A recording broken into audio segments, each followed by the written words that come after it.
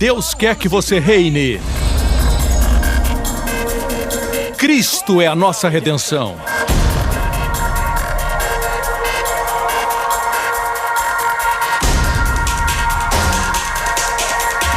Deus é justo e faz o pecador justo.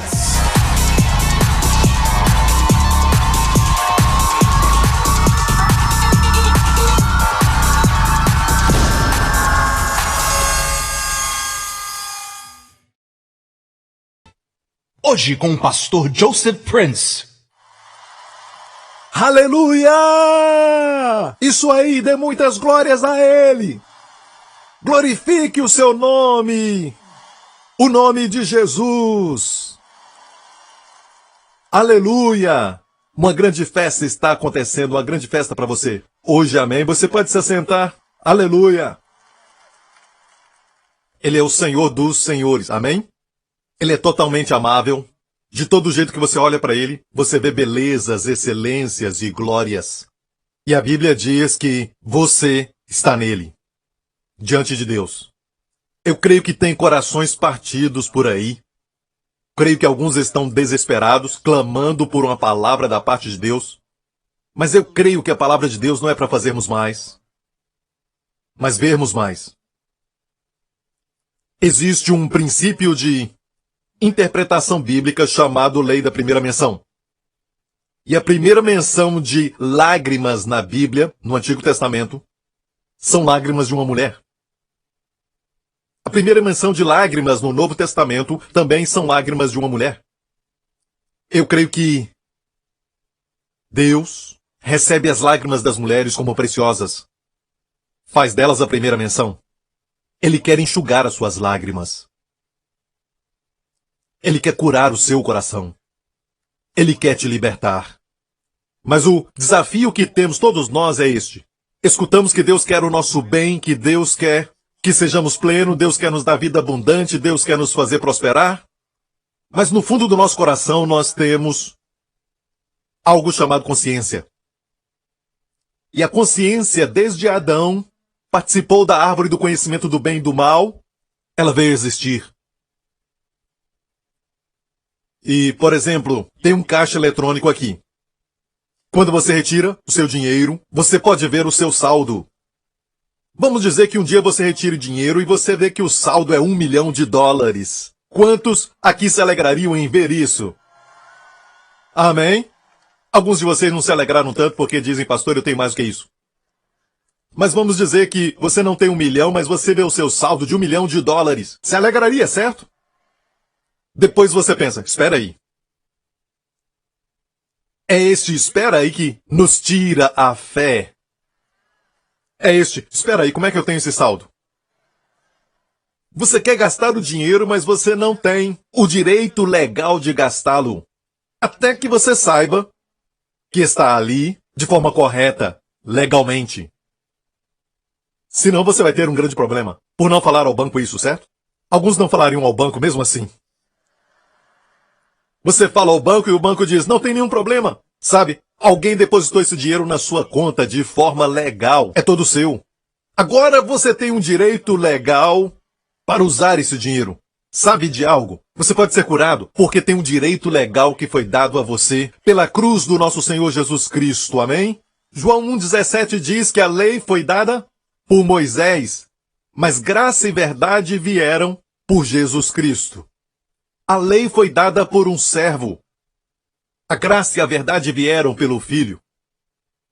A lei está deste lado, mas a graça e a verdade estão do outro. Perceba que a verdade está do lado da graça. A lei é verdadeira, mas não é a verdade que te liberta. Quando Jesus disse, conhecereis a verdade e a verdade vos libertará, ele estava falando com o povo judeu, que conheciam a lei desde 5 anos de idade. Eles memorizavam a lei. Mesmo assim, falou para eles, conhecereis a verdade. E a verdade vos libertará. A lei foi dada, você pode ouvir de uma distância. Poderia ter mandado um e-mail ou um vídeo com uma das minhas mensagens. Mas eu vim. A lei foi dada, mas graça e verdade vieram por Jesus Cristo. Aleluia! No primeiro milagre da lei, o primeiro milagre de Moisés, ele transformou água em sangue, resultando em morte. No primeiro milagre da graça, Jesus transformou a água em vinho, resultando em vida e celebração. Sob a lei, Deus requer justiça do homem pecador e corrompido. Sob a graça, Deus provê a justiça como um dom. Sob a lei, Deus diz que de maneira nenhuma esqueceria os seus pecados, mas visitaria os pecados até a terceira e quarta geração. Sob a graça, Deus disse: serei misericordioso pelas suas injustiças, e de todos os seus pecados e iniquidades não me lembrarei. Nunca mais. Nunca mais quer dizer nunca mais, então houve uma mudança. E a igreja está cega a essa mudança. Temos um evangelho misturado, porque misturaram a lei e a graça. E Jesus disse: não pode colocar vinho novo à graça dentro de odres velhos. A lei vai perder a sua severidade e a graça vai perder a sua liberdade. Vai perder ambos. Jesus disse: conhecereis a verdade. E esta é a verdade que Ele quer que você receba hoje. Sabe, eu creio de todo o coração que nesta conferência todos que estão aqui pela vontade divina. Creio que vai ouvir algo que vai te libertar. E é crer corretamente, não agir corretamente. O evangelho não é sobre agir corretamente, mas sim sobre crer corretamente. Crer corretamente vai produzir viver corretamente. Amém. O sumo sacerdote de Israel é um lindo retrato daquilo que Jesus Cristo está fazendo, assentado à direita de Deus Pai. Por 2000 anos ele tem sido o sumo sacerdote da igreja. E a igreja está ignorante a respeito do que ele está fazendo à direita de Deus Pai. Ele não está lá tentando encontrar falhas em nós. Ele está lá nos representando diante do Pai. Amém. O sumo sacerdote de Israel representava a nação de Israel diante de Deus. Se não se importar que eu vire as minhas costas para você, ok. Menos ao bispo. Mas para vocês. Certo? O sumo sacerdote. Olha isso. Até de costas eu sou bonito. O sumo sacerdote de Israel representava a nação de Israel diante de Deus. Esse era o ministério sacerdotal. O profeta representava Deus ao povo. É dessa forma. O sumo sacerdote representava o povo. A Bíblia não diz que ele é o nosso profeta à direita de Deus Pai, mas diz que ele é o nosso sacerdote. Então a nação de Israel era representada pelo sumo sacerdote. Se a nação fosse má e o sacerdote fosse bom, Deus abençoava a nação porque Deus olhava para o sacerdote. Ele não olhava para a nação. A imagem da nação dependia do sacerdote, mas se o sacerdote fosse ruim, Deus rejeitava toda a nação. Eles não podiam esperar um ano de grandes colheitas, bênção na família e vitória sobre os inimigos, porque o sacerdote tinha errado. O problema com Israel é que, mesmo tendo um bom sacerdote, eles morriam. Mas o seu sacerdote, filho de Deus, o seu sacerdote vive com o poder de uma vida eterna. A Bíblia diz em 1 João 4,17, diz assim: nisto é perfeito o amor para conosco, para que no dia do juízo tenhamos confiança, porque qual ele é tempo presente. Somos nós também neste mundo. Preste atenção no que eu vou dizer. Olha, se a Bíblia dissesse como ele foi quando caminhou nas margens da Galileia, abrindo os olhos dos cegos, libertando os cativos, já seria muito bom. Mas não diz isso, diz qual ele é assentado à direita de Deus. Amém. Coroado com honra e glória. Toda autoridade dada a ele, no céu e na terra. Acima de todos os principados de poder, reino e domínio. Todo nome que existe, não só neste mundo, mas no mundo que virá. Qual ele é agora mesmo? Somos nós. Somos nós neste mundo. Eu estava pregando assim alguns anos atrás, e havia uma senhora, e eu não sabia que ela estava prestes a fazer um mamograma, e ela fez o mamograma e encontraram um caroço no seu seio. Mas a mensagem ainda estava fresca na sua mente. Qual ele é? Somos nós. neste mundo. Ela pegou o diagnóstico e escreveu. No diagnóstico, qual ele é, somos nós neste mundo. Senhor Jesus, tu tens caroço no seio? Como tu és, eu sou neste mundo. A Bíblia diz que somos transformados contemplando. Não por fazer algo, mas simplesmente contemplando. E ela disse, Senhor Jesus, tu tens caroço nos seios? Como tu és, eu também sou neste mundo. Voltou aos doutores e fizeram outro teste e não encontraram o caroço. Compartilhei essa mensagem e ela saiu por todo o mundo. E agora temos todos os tipos de testemunhos de pessoas olhando para o Senhor e dizendo, Senhor, tu tens essa enfermidade? Tu tens diabetes, Senhor? Como tu és, eu também sou neste mundo. Eles não sabem como e não sabem quando, mas quando contemplam a Jesus Cristo, o Espírito Santo começa a trabalhar. Amém? Precisamos que o púlpito revele as maravilhas, a glória, a beleza e a excelência do nosso Senhor Jesus Cristo, porque o Espírito Santo nos transforma quando nós contemplamos Jesus. Ah, pastor Prince, só ver Jesus não soa prático. O que você acha que aconteceu com Pedro quando ele viu Jesus acima da tempestade? Acima das ondas? Ele se tornou como Jesus. Amém. Você sabia que não pode andar sobre as águas? Mas sabe de algo? Quando olhar para Jesus, o Espírito Santo te faz ser como Ele. Por isso o diabo quer que você foque em si mesmo. E diz, olha o pensamento que você tem. Olha estes pensamentos. Olha os seus sentimentos, olha. E começa a mostrar você a si mesmo. Ele quer você condenado, ele quer você culpado. E por isso a fé não funciona porque você está debaixo de culpa e condenação. Mas o Espírito Santo te mostra Jesus. O Espírito Santo revela a Cristo. Jesus disse, quando o Espírito Santo vier, ele me glorificará. Amém? Mesmo quando você faz o certo. Você lê sua Bíblia, o diabo diz, você só leu 3 capítulos. A irmã Maria ali, a irmã Teresa ali, lê 10 capítulos todos os dias. A irmã Fátima lê 20 todos os dias. E quando você ora, o diabo diz, você só orou meia hora. O fulano ora 1 hora todo dia. Nunca é o suficiente, blá, blá, blá, sabe aquela voz? Não estou falando do seu marido, estou falando daquela voz do diabo, o inimigo.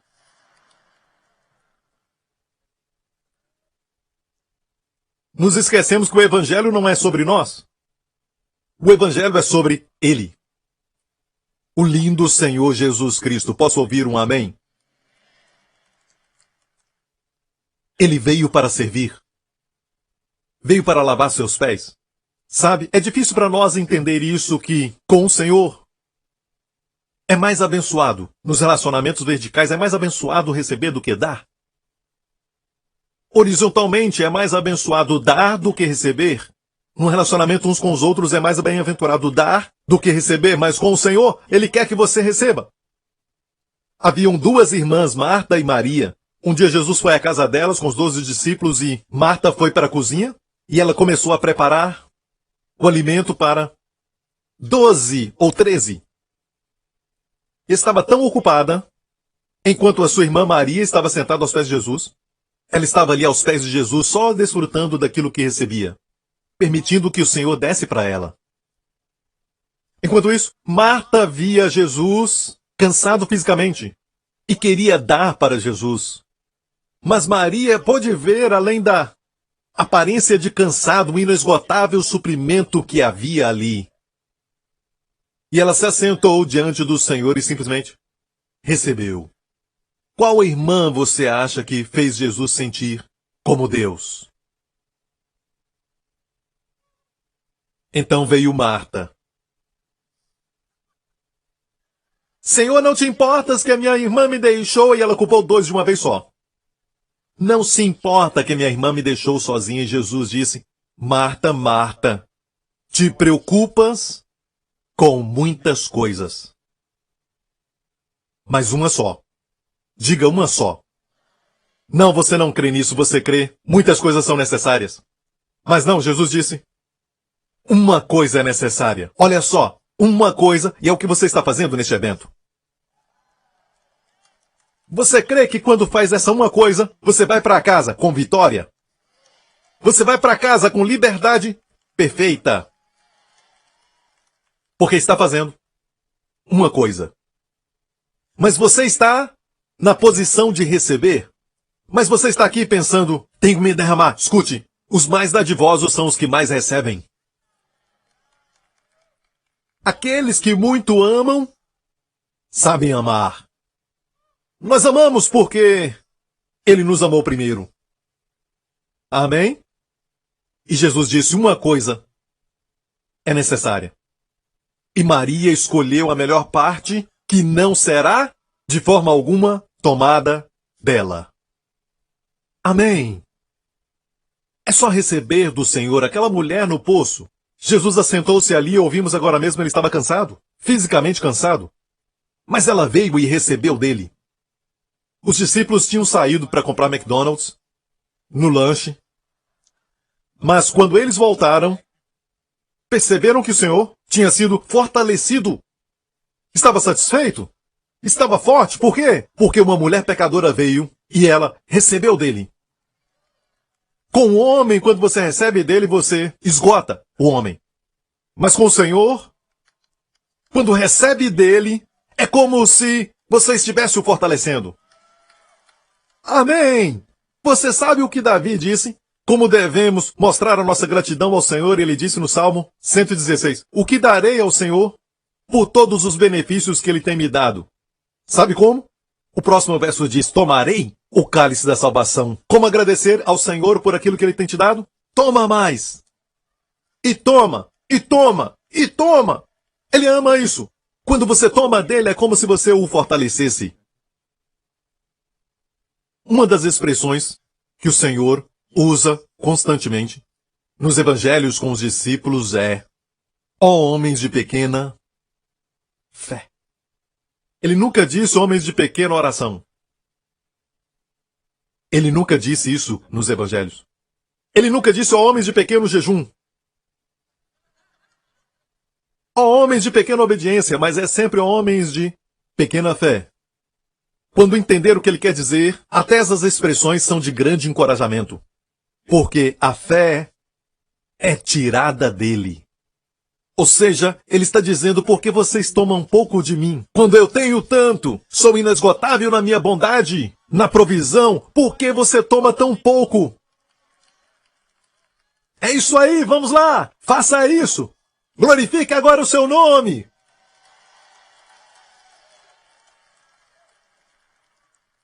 Jesus disse, o Filho do Homem não veio para ser servido, mas para servir. O que quer dizer isso? Quer dizer que ele veio para servir. Tudo o que ele é e tudo que se tornou como homem foi para te servir. Mas ainda dizemos, Senhor, não lavarás os meus pés, Senhor. Isso não. Isso na verdade é falsa humildade, sabia? Ele quer lavar seus pés.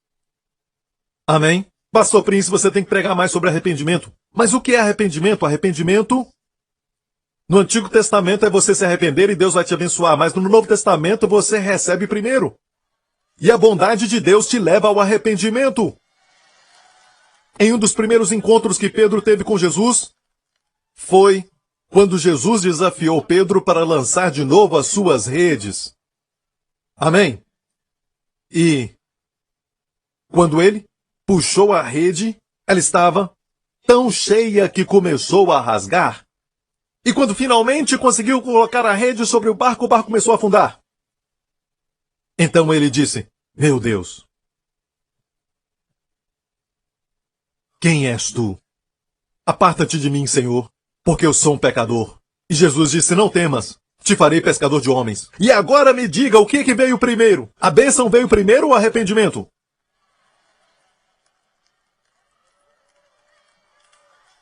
É a bondade de Deus. Nos esquecemos daquilo que o Evangelho está falando. Não é sobre nós, é sobre Ele. Bem, Pastor Prince. Tudo bem, mas Deus é um Deus que se ira também. A Bíblia diz que Deus é um Deus de ira. Eu te desafio e dou $1000 para cada um de vocês, neste lugar, que me mostre um verso que diz que Deus agiu com ira. Ele tem se irado, não seja enganado. Mas não existe um verso que diz que ele agiu irado, mas eu vou te mostrar Deus agindo com misericórdia. Abundante em bondade, sua ira somente dura por um momento. Mas sua misericórdia dura para sempre. A graça não é um ensinamento. A graça não deve ser um objeto da sua fé. A graça deve ser o princípio da sua vida. A graça é a pessoa de Jesus Cristo. Quando toca em Jesus, toca na graça. O diabo quer que você coloque o foco em si mesmo. Olha esses sentimentos, esses pensamentos que você tem. Olha para você, para você. Mas Deus quer que você foque em Jesus. Deus nos dê mais pregadores que revelem a beleza e a amabilidade do nosso Senhor Jesus Cristo. Quando Deus deu a lei, Ele não fez isso para justificar o homem. Você pode dizer, pastor Prince, mas Jesus disse que não veio para destruir a lei, mas para cumpri-la. Foi exatamente o que Ele fez. Ele cumpriu a lei. Sabe, o meu conselho, que depois que você cumprir suas obrigações na sua dívida com o banco, pare de pagar. Não me interprete mal, eu não sou contra a lei, eu não faço isso. Eu sou pela lei, pela razão pela qual Deus deu a lei. E Deus não deu a lei para justificar o homem, mas Deus deu a lei para mostrar quem nós somos. Os nossos pecados. A lei é como um espelho. É uma verdade inflexível. Ela é fiel. Se olhar no espelho e ver que está feio, não culpe o espelho. Ok, olhe para a pessoa que está ao seu lado e diga, não culpe o espelho, minha irmã.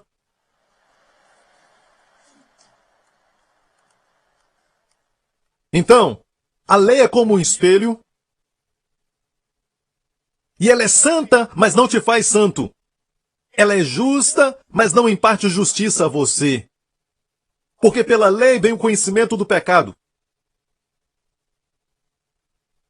E de novo, muitos anos atrás, durante os meus estudos, o Senhor me disse, filho, quer saber o segredo para uma grande fé? Eu disse, sim, é lógico. Me fala, Senhor. E o Senhor disse, só 2 vezes mencionei nos evangelhos que alguém teve grande fé. Uma vez foi o centurião, e a outra vez foi a mulher sirofenícia. Ó mulher, grande é a tua fé. E Jesus disse, estude ambos e veja qual o denominador comum. Ao centurião, Jesus disse, verdadeiramente não tenho encontrado tamanha fé nem mesmo em Israel. A mulher sirofenícia, ó mulher, quão grande é a tua fé. E o Senhor Jesus disse, estuda os dois, e nesses 2 relatos está o segredo de uma grande fé. Encontre o denominador comum, e eu estudei, e por causa da minha mente brilhante, depois de 1 hora, disse, Senhor, me fala. Porque eles não podiam ser mais diferentes. Um era um soldado, o outro era uma dona de casa, um era homem, o outro era mulher. E o Senhor disse, não estavam sob a lei, não conheciam a lei, não sabiam dos 10 mandamentos. Eles só tinham conhecimento de mim.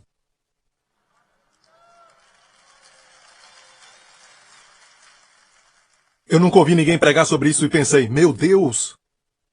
Na verdade, eu dei ao Senhor a resposta típica. Porque o centurião tinha grande fé. Eu pensava que é porque ele era um homem de muita autoridade. E já ouvi alguns pregarem isso. Ele disse, eu mando um ir, ele vai, e outro vir, ele vem. O Senhor disse, ok. E aquela mulher? Não era um soldado? Amigos, a lei vai roubar a sua fé. Vai ficar preocupado consigo mesmo. Te faz ficar introspectivo. O bem que eu quero fazer, esse eu não faço. Porque eu estou me sentindo assim, porque eu estou pensando essas coisas contra Joseph Prince. Ele é um cara tão amável, tão bacana, e eu ainda penso essas coisas sobre ele. Senhor, por que eu estou me sentindo assim? Por que eu estou me sentindo mal? Por que eu estou me sentindo deprimido? Por quê? Eu, Romanos 7. E a saída de Romanos 7 é o que está escrito em Romanos 8, verso 1. Portanto, agora, presente, agora, nenhuma condenação há para os que estão em Cristo Jesus, como Ele é, somos também neste mundo.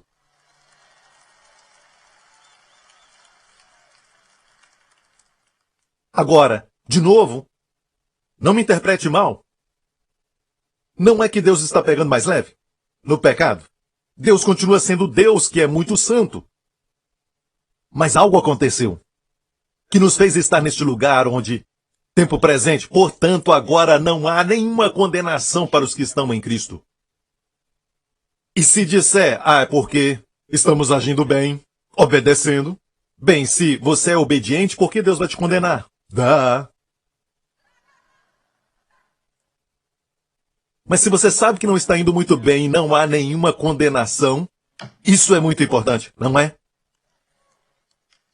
Certa vez Jesus ensinava no templo e trouxeram uma mulher que foi pega em adultério, pega no ato. E sem nenhuma cerimônia eles a lançaram aos pés de Jesus e o homem não estava ali. Até onde eu saiba, lá em Singapura, para cometer adultério precisa de 2.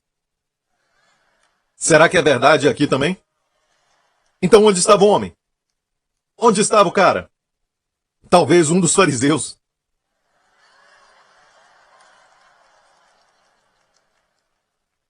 A lei era muito dura para as mulheres. E disseram, mestre, pegamos essa mulher no ato do adultério. Deixe-me tentar fazer a voz correta, é muito difícil. Eu sou, na verdade, um salvo, mas eu vou tentar. Mestre, Moisés na lei diz que ela deve ser apedrejada. O que o senhor diz? Qualquer semelhança é pura coincidência, ok? Os fariseus não são tão bonitos assim. Agora, se Jesus dissesse, não há apedrejem, diriam, você está quebrando a lei de Moisés. Se Jesus dissesse, podem apedrejar, ia confundir todas as pessoas ali, porque ele ensinava sobre o amor e a graça de Deus. A Bíblia diz que Jesus foi até o chão e com o seu dedo escreveu no chão. Anos atrás orei e pedi ao Senhor, Senhor, o que escreveste? E o Senhor disse, não é o que eu escrevi, mas foi pelo fato que escrevi no chão.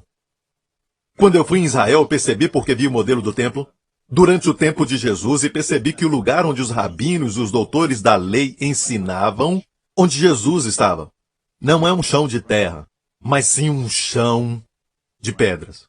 Era o dedo de Deus escrevendo nas pedras. Ou seja, ele dizia, vocês querem falar comigo sobre a lei? Moisés disse que deveria ser apedrejada. Vocês querem falar comigo sobre a lei? Eu sou o que dei a lei. E era como se Jesus liberasse a plenitude da luz, da santidade, da lei sobre a consciência deles quando disse, aquele que não tiver pecado entre vocês, jogue a primeira pedra. E ele se abaixou de novo, com os dedos escreveu no chão a segunda vez. Quantas vezes Deus deu a lei? 2. Da primeira vez que Deus deu a lei, não chegou ao pé da montanha. Moisés as quebrou. E Deus disse, sobe de novo. E Deus deu outras tábuas dos 10 mandamentos. Dessa vez Deus disse, coloca debaixo do propiciatório. Eu não quero ver. A misericórdia triunfa sobre o juízo. Amém. É por isso, quando você volta à lei, você cai da graça. Quer dizer que se você cai da graça é porque a graça está por cima.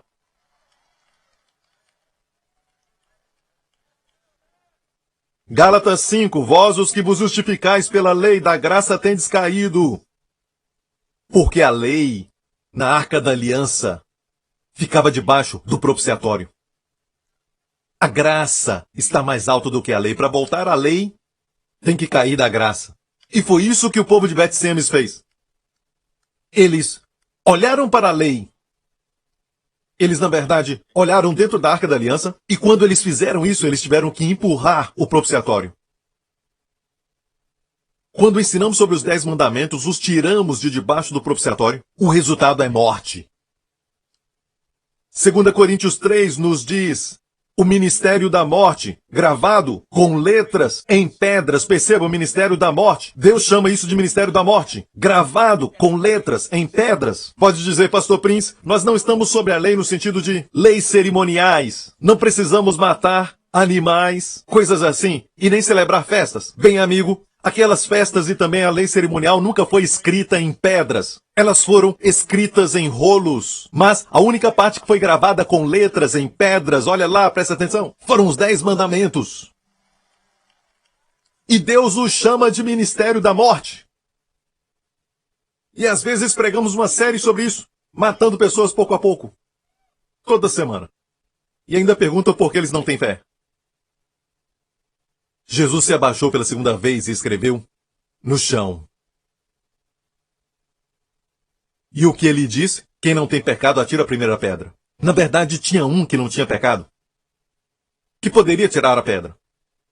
Seu nome é? Mas o pensamento dos fariseus sobre essa mulher era que a apedrejariam se pudessem, mas não podiam. Jesus, do outro lado, podia, mas não fez isso. Agora, ele não quebrou a lei, ele não a comprometeu. Ele cumpriu a lei. Mesmo com isso, ele cumpriu a verdadeira santidade da lei. E como ele fez? Quem não tem pecado, atira a primeira pedra, e um por um eles foram embora. E a Bíblia diz que começou dos mais anciãos. Achei interessante, começando pelos anciãos. Nada melhora quando você envelhece. Fala para alguém, ele está falando de você. Um por um foram embora, deixando Jesus só com aquela mulher. Olha que imagem linda. O Salvador e a pecadora, sozinhos. E Jesus disse, mulher, onde estão os teus acusadores? E ela disse, com os olhos cheios de lágrimas, olhando ao redor, ela disse, foram embora, Senhor. Nem eu te condeno. Vai, não peques mais. Agora, a igreja inverteu isso. A igreja diz, vai, não peques mais primeiro. Depois não vamos te condenar. Jesus deu a ela o presente de nenhuma condenação e deu poder para ela ir e não pecar nunca mais.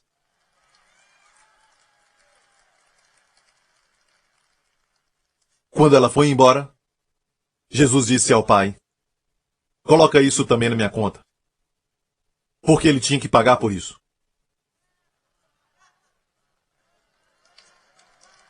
Olha bem, não é que Deus está pegando mais leve no pecado? E por isso não há nenhuma condenação. Não, não. 1000 vezes não. Deus é Deus, ele continua sendo Deus. Ele é um Deus muito santo.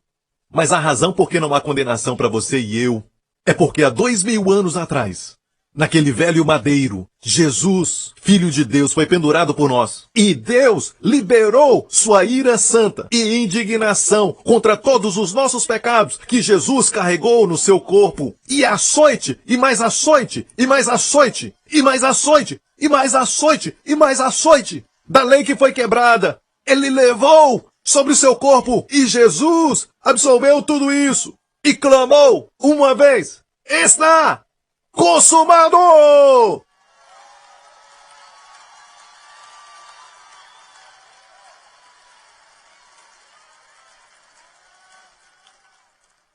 Esta é a razão por quê. Portanto, agora não há nenhuma condenação. Seus pecados não escaparam. Eles já foram condenados. Mas se Deus te condenar hoje pelos pecados que ele condenou Jesus, quando carregou seus pecados, e porque ele carregou tudo aquilo, a justiça de Deus e a sua santidade não podem te condenar. Se Deus te condenar hoje, ele vai ser injusto. Foi Deus quem planejou assim. O diabo nunca pôde perceber a sabedoria de Deus na cruz de Jesus Cristo. A cruz te dá o justo fundamento para você desfrutar do dinheiro que tira do banco.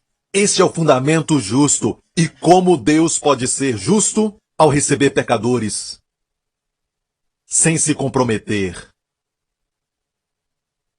Há uma lei na justiça, que é uma lei chamada Double Jeopardy. O mesmo crime não pode ser julgado 2 vezes. Uma vez no corpo do nosso Salvador e depois no seu corpo. Não, não, não, não. Isso seria injusto. Seria um abuso da justiça. Por que ele foi condenado? Você não pode ser condenado. Naquela cruz ele gritou: meu Deus, por que me desamparaste? Ele gritou bem alto para que todos pudessem ver que Deus o abandonou.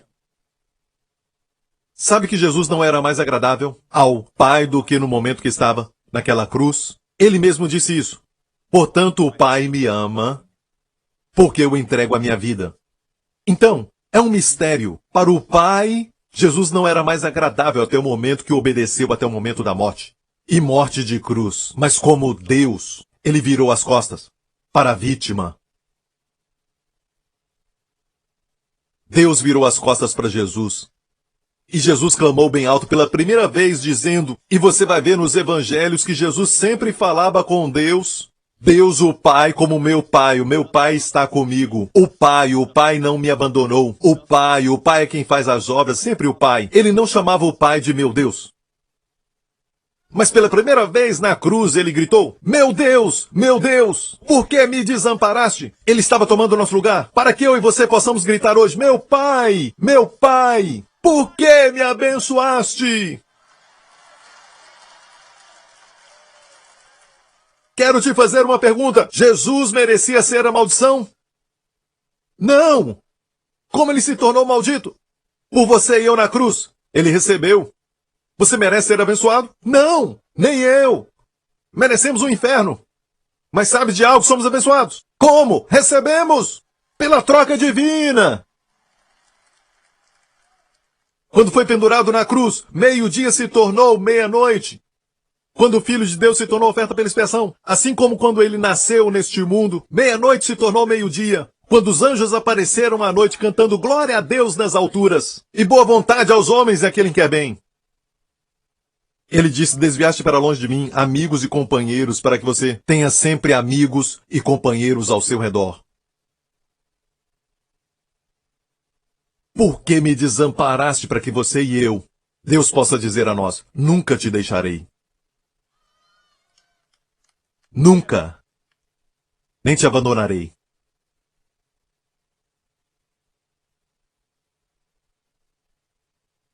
Ele usou uma coroa de espinhos para que você e eu sejamos coroados com paz. A grande paz que excede todo o entendimento. Receba isso agora mesmo em nome de Jesus. Sabe, a primeira área onde Jesus derramou seu sangue foi no jardim. E existe uma condição na ciência médica, e eu esqueci o termo que eles usam, mas diz que quando está debaixo de muito estresse, em excesso, os vasos capilares rompem. E o seu suor e sangue se misturam. E a Bíblia diz que Jesus suou sangue. Só por pensar em se tornar pecado na cruz, o fez suar sangue. Dá para imaginar o Filho de Deus que não conheceu o pecado? Que só em pensar em se tornar pecado, o fez suar sangue, muito mais quando ele se tornou pecado. Ou como ele te ama. Ele te ama. Você é amado. E o perfeito amor lança fora todo medo. Perfeito amor não é o seu amor por Deus, mas o amor dele por você. O seu amor nunca pode ser perfeito. O amamos. Porque ele nos amou primeiro.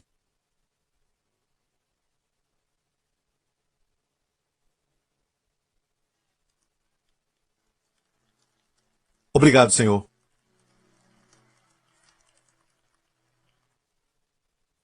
Jesus disse, as raposas têm covis e as aves do céu têm ninhos, mas o Filho do Homem não tem onde reclinar a cabeça.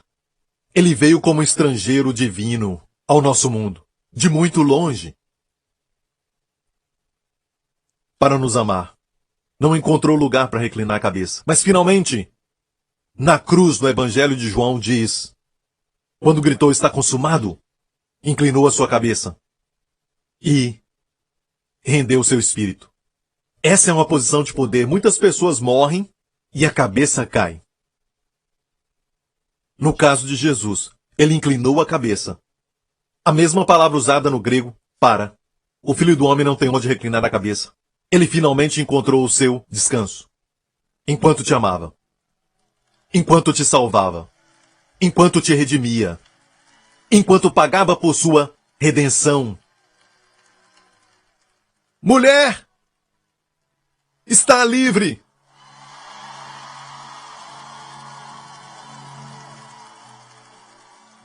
Livre! De toda culpa e condenação.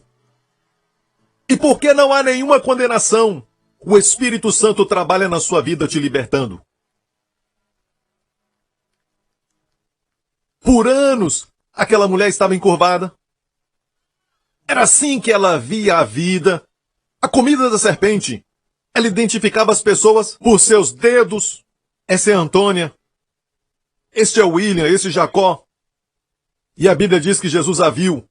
Sabe que naqueles dias nas sinagogas tinha uma divisão entre homens e mulheres? Elas ficavam do outro lado da parede. E ainda aquela mulher estava encurvada. E Jesus a viu. E Jesus a chamou a ele. Por 18 anos ela estava encurvada pelo espírito de enfermidade. Preste atenção, porque não há nada insignificante nos detalhes da Bíblia. 18 é o número do diabo anticristo. 6 mais 6 mais 6.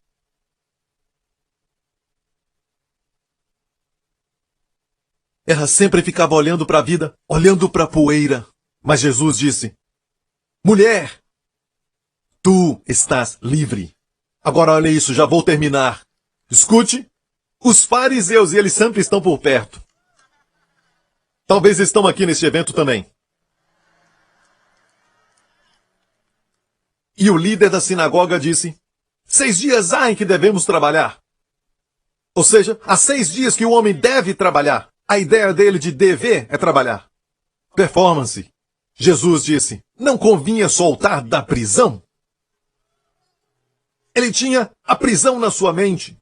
Ele tinha performance na sua mente. Ele tinha lei na sua mente. Jesus tinha amor na sua mente. Jesus tinha liberdade na sua mente. Jesus tinha abertura de prisão na sua mente. Homem deve trabalhar, Jesus disse. Essa mulher deve ser liberta. E eu declaro para você hoje, essa noite, mulher, tu estás livre. Dê glórias a Ele. Aleluia! Obrigado por sintonizar no programa de hoje. Esperamos que tenha sido uma bênção para a sua vida. Para mais informações sobre o programa da Igreja New Creation, acesse o site ncctv.org.sg. Lá você poderá se inscrever para receber um devocional diário do pastor Joseph Prince. Seja incentivado e fortalecido todos os dias e saiba o quanto Deus lhe ama através desses devocionais. Acreditamos que seu dízimo pertence à igreja que você frequenta e oramos para que você seja grandemente abençoado, altamente favorecido e profundamente amado.